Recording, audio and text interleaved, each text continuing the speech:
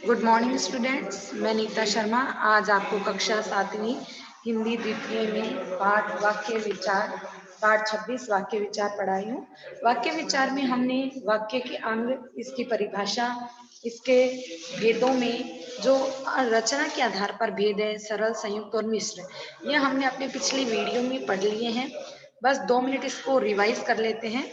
तो सर्वप्रथम हम देखते हैं कि जो शब्द है जब वाक्य में प्रयोग हो जाते हैं तब उनको क्या नाम दे दिया जाता है? पद। और पदों का व्यवस्थित समूह है जिससे कोई निश्चित अर्थ निकले, उसे हम क्या कहते हैं? वाक्य कहते हैं। वाक्य के 2 अंग होते हैं, कौन कौन से? उद्देश्य और विधेय। वाक्य के 2 अंग होते हैं, उद्देश्य और विधेय। उद्देश्य को भी 2 पार्ट में डिवाइड किया गया, एक तो उद्देश्य और एक उद्देश्य का विस्तार। जैसे मान लो राम राम अयोध्या आए, ठीक है। अगर मैं राम राम क्या होगा? उद्देश्य, और अयोध्या है क्या हो गया? विधेय। अब मैं बोल दूं कि दशरथ के पुत्र राम अयोध्या आए, तो राम का मैंने राम से पहले क्या दे दिया? उसका इंट्रोडक्शन दे दिया, यानी उद्देश्य का मैंने क्या कर दिया? विस्तार कर दिया। तो वो होगा आपके उद्देश्य का विस्तार। अब आता है विधेय। इसी तरीके से देखो, विधेय का भी विस्तार होता है। जैसे राम है, वह अपने तेज बाण के द्वारा रावण को घायल करता है। तो राम राम तो हो गया उद्देश्य, घायल करता है विधेय, और तेज बाण के द्वारा घायल करता है, ये उद्देश्य विधेय का क्या हो गया? विस्तार करना हो गया। तो ये 2 पार्ट थे, उद्देश्य और विधेय और इनका विस्तार, ठीक है। इसके बाद में देखते हैं हम कि वाक्य को हमने कितने पार्ट में डिवाइड किया, इसके क्या क्या भेद हैं। तो वाक्य के हमने भेद को 2 पार्ट में डिवाइड किया, एक तो रचना के आधार पर भेद और एक अर्थ के आधार पर भेद। रचना के आधार पर इसके 3 भेद होते हैं। रचना के आधार पर 3 भेद कौन कौन से होते हैं? सरल, संयुक्त और मिश्र। देखिए, नाम से ही पता चल रहा है, सरल यानी इजी सेंटेंस, ऐसे सेंटेंस जिसमें एक ही विधेय हो और एक ही उद्देश्य हो, यानी नॉर्मल वाक्य होते हैं, उन्हें हम सरल या साधारण वाक्य कहते हैं। नेक्स्ट आता है संयुक्त वाक्य। संयुक्त यानी आपस में मिल जाना, जुड़ जाना। नाम से पता चल रहा है संयुक्त यानी जुड़ जाना, मिल जाना। देखिए, जब 2 अलग अलग वाक्य होते हैं उनको किसी कंजक्शन द्वारा आपस में जोड़ दिया जाता है, जैसे परंतु, लेकिन, अथवा, एवं, और, इस तरीके से जोड़ दिया जाता है तो वो क्या बन जाते हैं? हमारे संयुक्त वाक्य बन जाते हैं। देखिए, एक उदाहरण के द्वारा हम समझते हैं। लेटने पर मुझे नींद आ गई, मेरे आते ही शोर बंद हो गया। तो मैं आया और शोर बंद हो गया, मेरे आते ही शोर बंद हो गया। तो ये एक वाक्य है, सरल वाक्य है। इसको हमें संयुक्त में चेंज करते समय क्या करना पड़ेगा? मैं आया, और से इसको जोड़ना पड़ेगा, मैं आया और शोर बंद हो गया। तो इस तरीके से आपको इसको संयुक्त वाक्य बनाना होता है। नेक्स्ट अपना वाक्य होता है मिश्र वाक्य। मिश्र वाक्य में क्या होता है कि एक वाक्य के ऊपर दूसरा वाक्य डिपेंड होता है। देखिए, जैसे ही सूरज निकला, क्या हुआ? फिर आगे हम प्रश्न पूछना चाहते हैं कि क्या रीजन हुआ। तो वैसे ही पक्षी चहचहाने लगे। मिश्र वाक्य में हमेशा ये ध्यान रखना कि एक जो वाक्य होता है वो तो अहम वाक्य होता है, मतलब इंपॉर्टेंट वाक्य होता है। मतलब ऐसा समझ लो, ये एक वाक्य है, वो एक घर है, और इसका मुखिया कौन है? एक वाक्य इसका मुखिया है और दूसरा वाक्य है उस मुखिया के ऊपर डिपेंड है, ठीक है। तो जैसे ही सूरज निकला, वैसे ही क्या हुआ? आपने पूछेंगे क्या हुआ? वैसे ही पक्षी चहचहाने लगे। तो एक वाक्य दूसरे वाक्य पर डिपेंड हो रहा है, आश्रित हो रहा है, इसलिए इसे हम क्या बोलते हैं? मिश्र वाक्य कहते हैं। देखिए, अब आता है हमारा अर्थ के अनुसार वाक्य के भेद। ये पढ़े थे हमने रचना के अनुसार वाक्य के भेद। अब आता है अर्थ के अनुसार वाक्य के भेद। देखिए, अर्थ के अनुसार वाक्य के भेद कौन कौन से होते हैं? अर्थ के अनुसार वाक्य के भेद 8 होते हैं, 8 प्रकार के होते हैं। सबसे पहला विधानार्थक, फिर है निषेधार्थक, आज्ञार्थक, प्रश्नार्थक, इच्छार्थक, संदेहार्थक, संकेतार्थक और विस्मयादिबोधक। तो देखिए, सर्वप्रथम हम देखते हैं अर्थ के अनुसार वाक्य के भेद।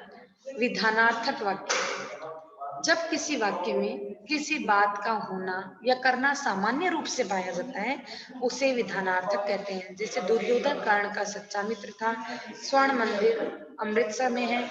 मतलब ऐसे वाक्य जो नॉर्मल, जिनका अर्थ निकलता है, पढ़ते ही हमें समझ में आता है कि राम विद्यालय जा रहा है, मैं रोज खाना खाता हूँ, या मतलब ऐसे भी नॉर्मल जो वाक्य हैं जिनका हमें पढ़ते ही उनका अर्थ समझ में आ रहा है, तो उसे हम क्या कहते हैं? विधानार्थक वाक्य। नेक्स्ट देखिए निषेधार्थक वाक्य। निषेध यानी क्या होता है? नहीं, नेगेटिव सेंटेंस।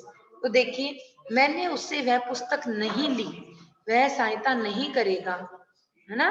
तो नहीं, मत और न वाले सेंटेंस हमेशा किस में आते हैं? निषेधार्थक में। जिस वाक्य में किसी क्रिया के न होने का बोध हो उसे क्या बोलते हैं? निषेधार्थक। तो न, नहीं और मत ऐसे वाले किस में आएंगे? निषेधार्थक में आएंगे। नेक्स्ट देखिए हम पढ़ते हैं आज्ञार्थक। आज्ञार्थक नाम से पता चल रहा है ऐसे वाक्य जिनसे हमें ऐसा पता चले कि आज्ञा दी जा रही है। जिस वाक्य में कोई आज्ञा, आदेश या उपदेश दिया गया हो उसे हम आज्ञार्थक वाक्य कहते हैं। कौन से वाक्य होते हैं आज्ञार्थक वाक्य? जिस वाक्य में कोई आज्ञा दी गई हो या कोई आदेश दिया गया हो या कोई उपदेश दिया गया उसे आज्ञार्थक वाक्य कहते हैं। जैसे वहां बैठो, ये क्या दी गई है? आज्ञा। बाहर चले जाइए, ये क्या दिया गया? आदेश, है ना। तो कोई भी आज्ञा दी गई हो, कोई भी आदेश दिया गया हो या कोई उपदेश दिया गया हो, वहां पर आज्ञार्थक वाक्य होता है। नेक्स्ट देखिए प्रश्नार्थक वाक्य। जिस वाक्य में कोई प्रश्न पूछा गया हो या कोई प्रश्न किया गया हो उसे प्रश्नार्थक वाक्य कहते हैं। और प्रश्नवाचक वाक्य आपको पता ही है कि लास्ट में प्रश्नवाचक चिन्ह होता है। नेक्स्ट देखिए इच्छार्थक वाक्य। जिस वाक्य से कोई इच्छा या आशीर्वाद प्रकट हो उसे इच्छार्थक वाक्य कहते हैं। अपनी इच्छा क्या? काश मैं उड़ सकता, काश मैं एक मतलब विमान चालक होता। या फिर देखिए कोई आशीर्वाद, ईश्वर करे तुम इस परीक्षा में प्रथम आओ, ईश्वर करे तुम दीर्घायु बनो, भगवान तुम्हारा भला करे। तो ये क्या वाक्य होंगे? इच्छार्थक वाक्य होंगे। नेक्स्ट वाक्य देखिए संदेहार्थक, संकेतार्थक, सोई संदेहार्थक। जिस वाक्य में संदेह की अभिव्यक्ति हो, यानी जहां पर संदेह किया जाए, शक किया जाए, वहां पर संदेहार्थक वाक्य होते हैं। जैसे संभव है नीलकांत वहां आ ही जाए, संभव है यानी आप श्योर नहीं कर सकते हो, आपको संदेह है इस बात में। लगता है तुम बीमार हो, यानी आपको लग रहा है ये बात, आप संदेह में हो, आप ये पता नहीं लगा पा रहे हो कि वो बीमार है, यानी आपको संदेह है सिर्फ। तो जहां पर संदेहार्थक वाक्य, शायद वाक्य वाले वाक्य होंगे, वो भी संदेहार्थक होंगे। संभव, शायद, लगता है, इस तरीके के सेंटेंस हमेशा संदेहार्थक होते हैं। नेक्स्ट देखिए संकेतार्थक। जिस वाक्य से किन्हीं दो स्थितियों के आपस में जुड़े रहने का संकेत हो, वहां पर संकेतार्थक वाक्य होते हैं। जैसे तुम वहां आ जाते तो निश्चय ही तुम्हारा बहुत आदर सत्कार होता, यानी वहां पर आने के बाद में उसका आदर सत्कार होता। यानी एक स्थिति से दूसरी स्थिति क्या है? जुड़ रही है। यदि तुम मेहनत करोगे तो सफलता अवश्य मिलेगी, यानी मेहनत करने पर ही सफलता मिलेगी। यानी एक वाक्य दूसरे वाक्य से क्या हो रहा है? स्थिति के कारण जुड़ रहा है। अब जैसे ऐसे बोल दिया जाए कि जैसा बोओगे वैसा ही काटोगे, तो ये भी किस में आएगा? संकेतार्थक में आएगा, है ना। यदि तुम मेरे घर आते तो हम दोनों मिलकर पार्क चले जाते, तो ये भी क्या होता है? संकेतार्थक। यानी एक वाक्य है वो दूसरे वाक्य से स्थिति के आधार पर जुड़ा हुआ है, यानी ये कार्य होता तो ये कार्य हो जाता। नेक्स्ट देखिए विस्मयादि बोधक वाक्य। जिस वाक्य से विस्मय, शोक, विस्मय यानी आश्चर्य, शोक यानी दुख, हर्ष यानी खुशी, क्रोध यानी क्रोध का भाव, आदि भावों की अभिव्यक्ति हो उसे हम विस्मयादि बोधक वाक्य कहते हैं। जैसे हाय बेचारा संसार से चला गया, यानी शोक प्रकट हो रहा है, वाह कितनी मधुर आवाज है, विस्मय, है ना। वाह कितना सुंदर बगीचा है, ओहो, आहा, ऐसे वाले जितने भी होंगे वो विस्मयादि बोधक होंगे। और आपको पता ही विस्मयादि बोधक में जो विस्मय वाला चिन्ह होता है वो आता है विस्मयादि बोधक में, एक्सक्लेमेटरी साइन। ये तो था हमारा वाक्य विचार का चैप्टर। अब देखिए हम कुछ बातें हैं वो सार का ग्रहण इसका कर लेते हैं कि सार्थक पदों के ऐसे व्यवस्थित समूह को वाक्य कहते हैं जिससे वक्ता का आशय स्पष्ट होता है। वाक्य के दो अंग होते हैं, उद्देश्य और विधेय। रचना की दृष्टि से वाक्य के तीन भेद होते हैं, सरल, संयुक्त और मिश्र। अर्थ की दृष्टि से वाक्य 8 प्रकार के होते हैं, विधानार्थक, आज्ञार्थक, निषेधार्थक, इच्छार्थक, प्रश्नार्थक, संकेतार्थक, संदेहार्थक और विस्मयादि बोधक। तो इस तरीके से 8 प्रकार के वाक्य होते हैं। अब देखिए अपनी परीक्षा स्वयं ले, तो इसमें आपको चैप्टर आपने पूरा पढ़ लिया है, तो आप वाक्य किसे कहते हैं ये परिभाषा भी बता सकते हो और साथ में इसके उदाहरण भी, कोई भी सभी किसी का भी, चाहे रचना के आधार पर दो चाहे अर्थ के आधार पर, कोई भी एक उदाहरण आप इसमें दे सकते हैं। वाक्य के दो अंग कौन कौन से हैं? तो आप इसको वाक्य के दो अंग बता सकते हैं कि वाक्य के दो अंग कौन कौन से होते हैं। नेक्स्ट देखिए हमारा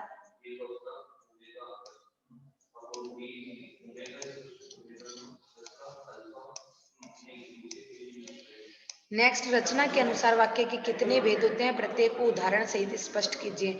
तो रचना के आधार पर वाक्य के तीन भेद होते हैं, सरल, संयुक्त और मिश्र। तो उनका एक एक उदाहरण आप प्रस्तुत कर देना। अर्थ के अनुसार वाक्य के कितने भेद होते हैं? तो अर्थ के अनुसार वाक्य के 8 भेद होते हैं और प्रत्येक आपको एक एक उदाहरण दे देना है। निम्नलिखित वाक्यों के सामने सही का चिन्ह लगाइए और बताइए कि रचना के अनुसार ये वाक्य के किन किन भेदों में आते हैं। तो इसमें हमें टिक लगाना है सामने कि ये वाक्य है वो कौन से भेद के अंतर्गत आ रहा। मुझे अभी बाजार जाना है, ये आपका सरल वाक्य है क्योंकि इसमें एक ही उद्देश्य और एक ही विधेय है। मैंने उसे बताया कि विनम्रता बहुत बड़ा मानवीय गुण है, ये आपका मिश्र वाक्य है। उसने देखा कि कबूतर आकाश में बहुत ऊंचाई पर पहुंच गया है, ये भी आपका मिश्र वाक्य है। जब रमेश यहाँ आया तब लगभग 5 बजे थे, ये आपका मिश्र वाक्य है। मैं ठीक समय पर विद्यालय पहुंच गया था तथा प्रधानाचार्य महोदय कुछ पहले ही विद्यालय से कहीं चले गए थे, संयुक्त वाक्य आएगा। नेक्स्ट हम आप देखते हैं कि हमारा नेक्स्ट एक्सरसाइज क्या है। नेक्स्ट एक्सरसाइज है हमारी, निम्नलिखित वाक्यों के सामने लिखिए कि अर्थ के अनुसार उन्हें किस भेद के अंतर्गत रखा जा सकता है। अब इसमें हमें यह ध्यान देने की आवश्यकता है कि इसमें हमें रचना के आधार पर भेद नहीं पूछा है, इसमें हमें अर्थ के आधार पर पूछा है। तुम उधर बैठो, इसमें हमें आज्ञार्थक वाक्य है। मुझे आपका व्यवहार बिल्कुल पसंद नहीं है, नहीं के कारण ये निषेधार्थक है। नेक्स्ट, आप कह क्या रहे हैं, ये आपका प्रश्नार्थक है। आपने क्या कहा, ये भी आपका प्रश्नार्थक है। शायद मैं वहां ठीक समय पर न पहुंचूं, ये आपका निषेध, ये शायद आने पे ये संदेहार्थक है। नेक्स्ट देखिए, राम लक्ष्मण का बड़ा भाई है, विधानार्थक वाक्य है। राम लक्ष्मण का भाई नहीं है, निषेधवाचक है। क्या राम लक्ष्मण का भाई है, प्रश्नार्थक है। शायद राम लक्ष्मण का भाई है, संदेहवाचक है। क्या राम लक्ष्मण का भाई है, काश क्या पूछा गया है तो क्या के साथ विस्मय लगाया गया है, तो विस्मयादि बोधक है। काश राम लक्ष्मण का भाई होता, तो यहाँ पर इच्छा व्यक्त की गई है, इसलिए ये इच्छार्थक वाक्य है। तो ये चैप्टर आज हमारा यहीं पर एंड होता है। धन्यवाद।